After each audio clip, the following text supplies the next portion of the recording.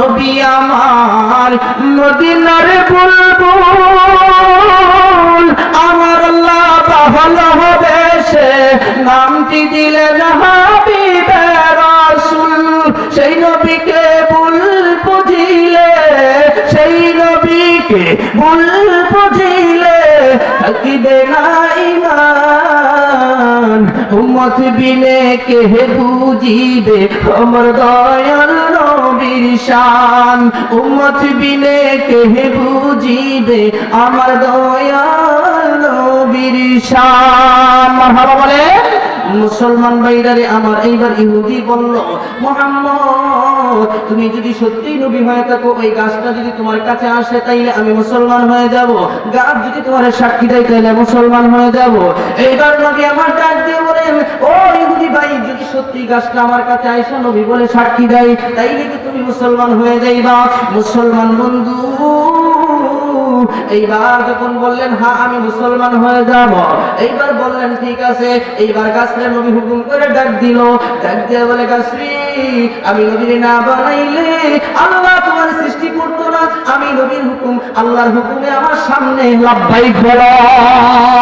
যখন বলতে শুরু করলো আমার মায়ের নবী রহমতের নবী যখন ডাক দিল গাছরে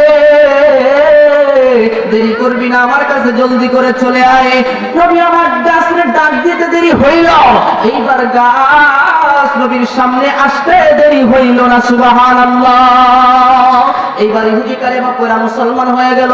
ও বন্ধু কথা বললে লম্বা হয়ে যাবে।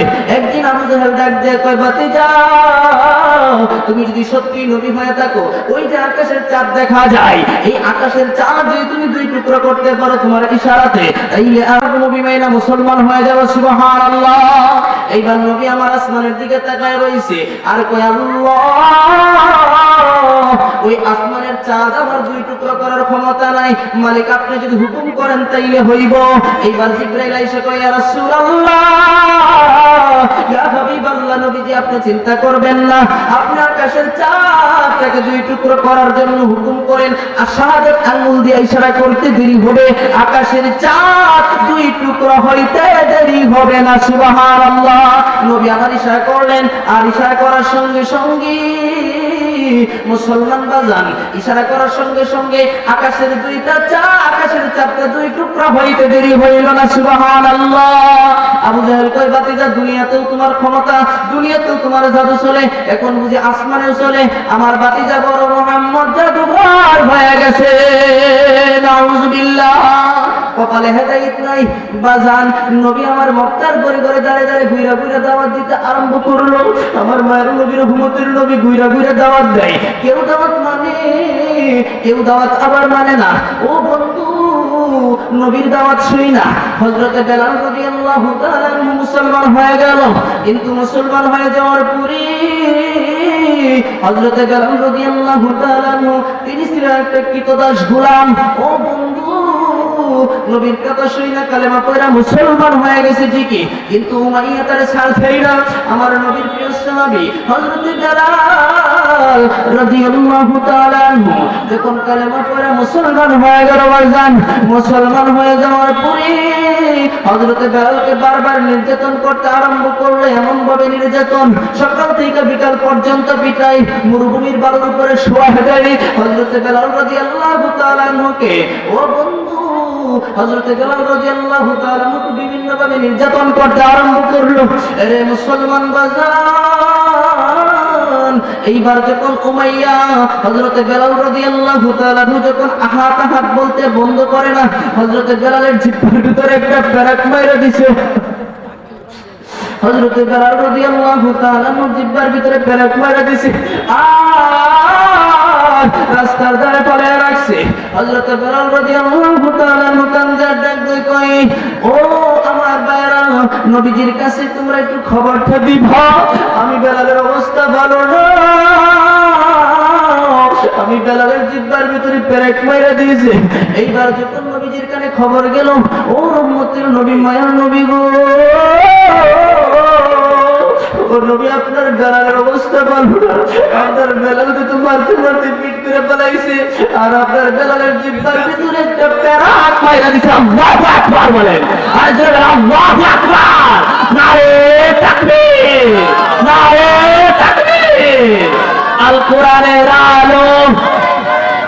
কোরআনের আলো।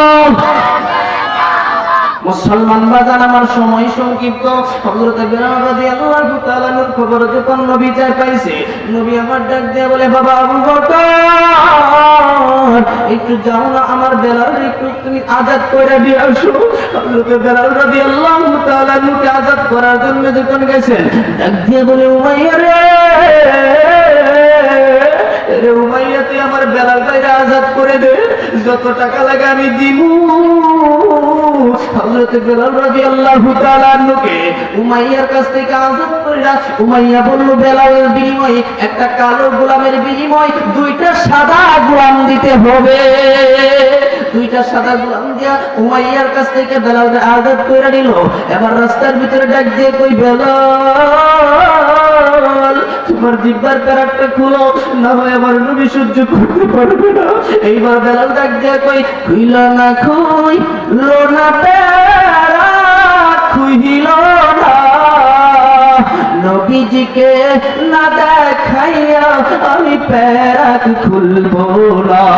খুইল না, খুইল না প্যারাক, খুইল না, নবীজিকে না দেখাইয়া আমি প্যারাক খুলবো না।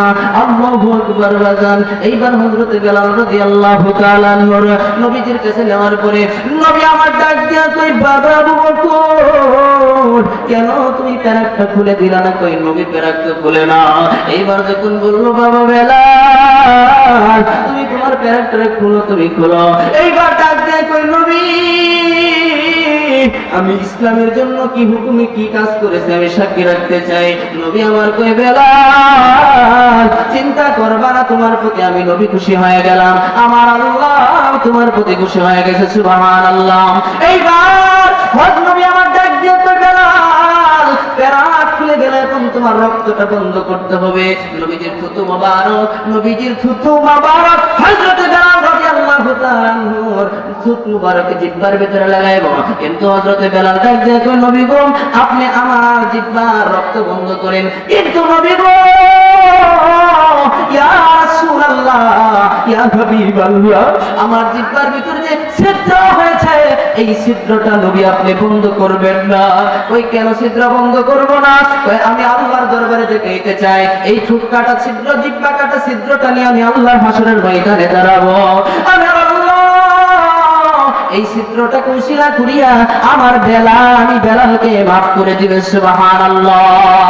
ও বন্ধু মুসলমান ভাইরে, আমার সময় সংক্ষিপ্ত, আল্লাহর ভয় যদি অন্তরের ভিতরে থাকে, হযরত ওমর রাদিয়াল্লাহু তাআলা নূর ভিতরে কি পরিমাণ আল্লাহর ভয় ছিল মুসলমান। এই যে রমজান মাস আসতেছে, বর্তমান রজব মাস চলতেছে, রে বাজার,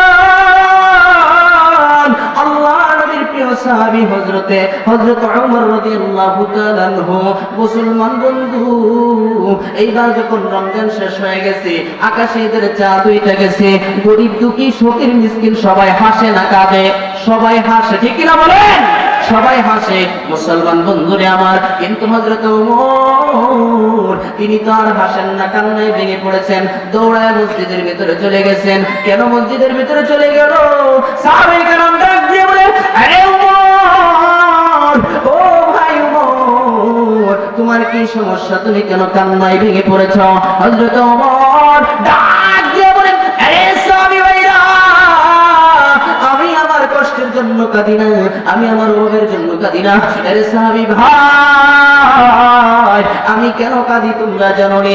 আকাশে যখন রমজান ঈদ যাওয়ার পরে আকাশে যখন ঈদের চাঁদ উঠে যায়, আমার নবী বলছে, আমার মায়ের নবী, রহমতের নবী বলছে, আরে দুনিয়ার উম্মতের দল শোনো, আরে আমার উম্মত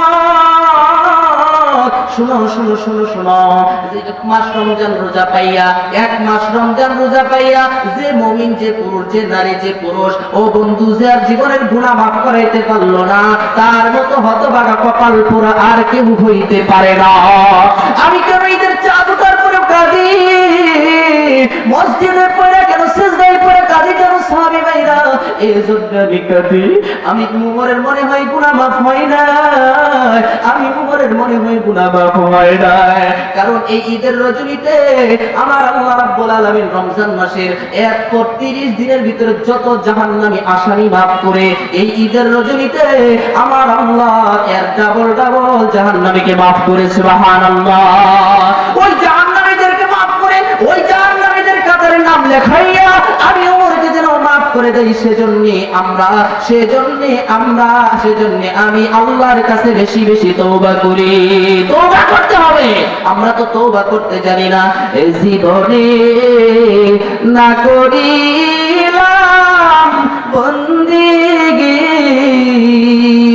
গুনাহ করে কাটাইলাম জিন্দেগি। এ জীবনে না করিলাম বন্দেগী, গুনাহ করে কাটাইলাম জিন্দেগি। তওবা করি আবার তওবা ভাঙ্গিলাম, তওবা করি আবার তওবা ভাঙ্গিলাম। অবশেষে খাঁটি তওবা করিলাম, অবশেষে খাঁটি তওবা করিলাম। পাপী আমি কেমনে থাকবো মাওলা খবরে, পাপী আমি কেমনে থাকবো মাওলা খবরে। সাথী নাই রে বাতি নাই রে মাওলা সেই ঘরে, সাথী নাই রে বাতি নাই রে মাওলা সেই ঘরে। সাপে কাটবে সূর্য মারবে হাই রে হায়, সাপে কাটবে সূর্য মারবে হাই রে হায়। পাপী আমি কেমনে থাকবো